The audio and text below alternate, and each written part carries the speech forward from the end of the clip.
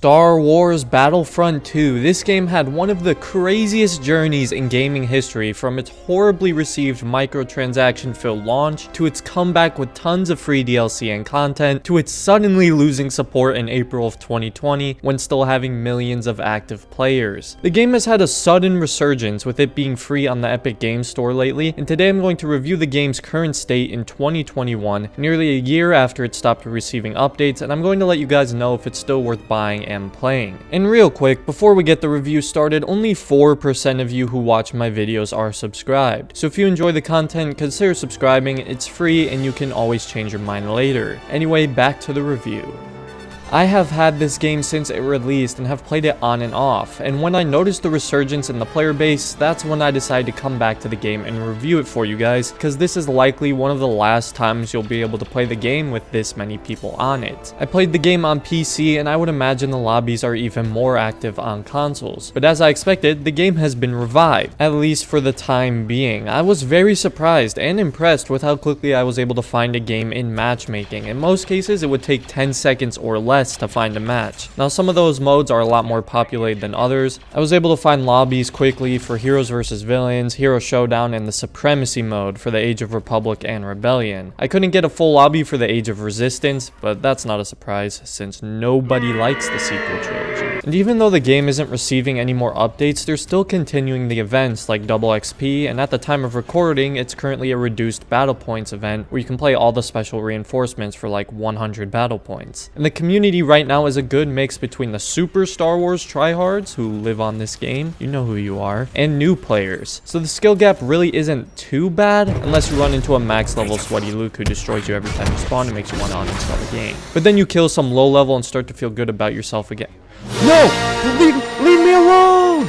Again though, how long this resurgence of players will last is quite unclear, but I think it's safe to say the game will slowly start dying out again, and really what we are hoping for is that this resurgence either shows EA that it was a mistake to cut support and they bring it back, or convinces them on making a Battlefront 3. But EA, being the incredibly frustrating anti-consumer losers that they are, will probably completely ignore this resurgence. But it is what it is, and all we can do is just enjoy what time the game has left. And I'm sure it's no surprise by now, but I really enjoy this game, and the core gameplay is a lot of fun and pretty addicting. The Supremacy game mode gives you this really cool feeling where all the battles feel huge and chaotic, like you're playing in a live Star Wars movie, and it's the most immersed I felt in a Star Wars multiplayer since the original Battlefront 2. And the Star Wars content and gameplay is so detailed and thorough. It certainly doesn't have as much content as the original Battlefront 2 from 2005, but there is still a lot of enjoyable content in this game from all eras. Since the game's released, we've gotten the addition of Anakin Skywalker, Obi-Wan Kenobi, General Grievous, Count Dooku, Phasma, Finn. I think you get the point, and there's definitely still a lot more missing, and there's a lot more they could do, especially with Clone Wars and the Mandalorian content, which is honestly a really big missed opportunity by EA, and it's no wonder they lost their exclusive licensing. But I'm still impressed by how much free DLC and content was added, and it's most definitely a step up from the first Battlefront game they created. And pretty much everything gameplay-wise has been tweaked and balanced since the game's release. Countless balancing changes to the heroes, an in-depth stamina system, new weapons, changes to star cards. They've done a lot to turn this game around and made it into a really awesome Star Wars experience. And again, it's a reason why it's all the more disappointing the game no longer has live support. And even with all they've done, the game is still nowhere near perfectly polished, and the vision certainly isn't complete as they stated. Some heroes are still glitchy and broken, and the lightsaber hit registration is incredibly inconsistent. Sometimes you'll swing at the air several feet behind an enemy and hit them, and sometimes you'll make a direct hit and it won't register any damage at all. And when a player has bad internet, you can forget about it because they are moving around like a phantom that's impossible to hit. In my opinion, the game is still not finished. It's fun, and I'm really happy to see how far the game has come since 2017, but the potential and ceiling for it is so high, and it honestly breaks my heart as a Star Wars fan to see all that potential go straight into EA's dumpster. Battlefront 2 has an extremely passionate passionate and invested fanbase who have gone as far as creating petitions, adding new content through mods, and even asking for paid DLC and microtransactions just so the game can stay alive and keep getting updates. And EA does not deserve this great of a community. If after all that they still continue to be ignorant and oblivious to the tremendous opportunity laid before them, the community is literally doing all the work for them and they still refuse. And it's not like 3 years is a crazy amount of time to keep live service going. Look at GTA 5, that game came out 8 years ago and still features live service and new content updates every month. But here's the difference. GTA 5 is made by Rockstar Games, a company that cares and supports its community, while Battlefront 2 is made by EA, the devourer of souls and the ultimate villain of gaming. That's enough about my rant on EA though. Props to you if you're not annoyed by me yet, by the way.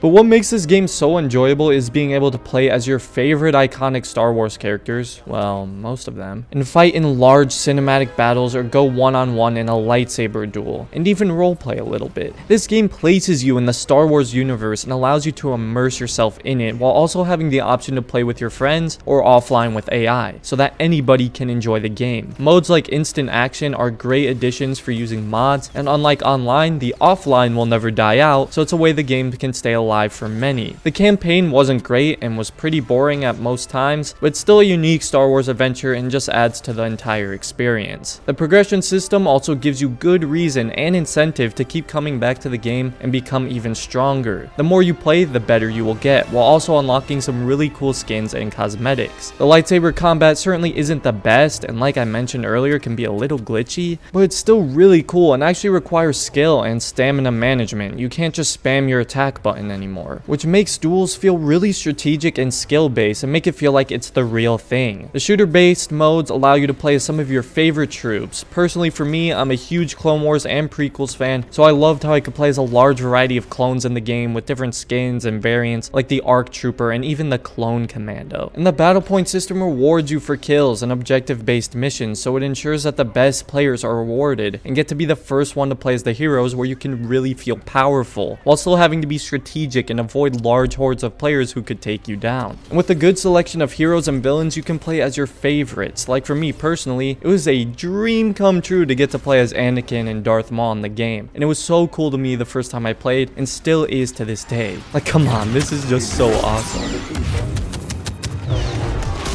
But there are some people who think they are so good at the game because they can just force push people off a ledge.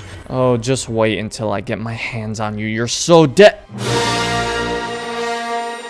Yeah, there's a lot of times when you rage, but let's be honest, is there any good multiplayer out there that doesn't make you want to summit punch your monitor? It's all part of the experience and the fun. The game also has some really nice looking graphics from the Frostbite engine. It really enhances the experience and brings our favorite characters to life. The game also runs really smoothly on PC and doesn't require an insane PC to run it well. And while there's definitely still a lot of randomness and bugs in the game, you learn to get used to it. Now, the gameplay is still a lot of fun and all, but what does that really matter if there's no support or player base to the game? So is Star Wars Battlefront 2 still worth buying in 2021? Well, if you missed the game when it was free, it's still relatively cheap and goes on sale often, and although the game likely won't last for that much longer in its current state, it right now has a really active player base. How long it'll last, I can't really say. This community is really devoted to this game, and I'm hoping it'll at least have enough players to hold it over until Battlefront 3. So I'd recommend the game if you just really want to play it and want a really fun Star Wars experience, and for a cheap price or for free even, the game is definitely worth it. And who knows, maybe we can show stupid EA just how stupid they were when they cut the game's support. That concludes my 2021 review of Star Wars Battlefront 2, and if you have anything to add, feel free to leave it down in the comments. And if you enjoyed the video or found it helpful, I would appreciate it if you dropped a like on the video and subscribe to the channel. And other than that, thank you for watching and have a great day, Assassins.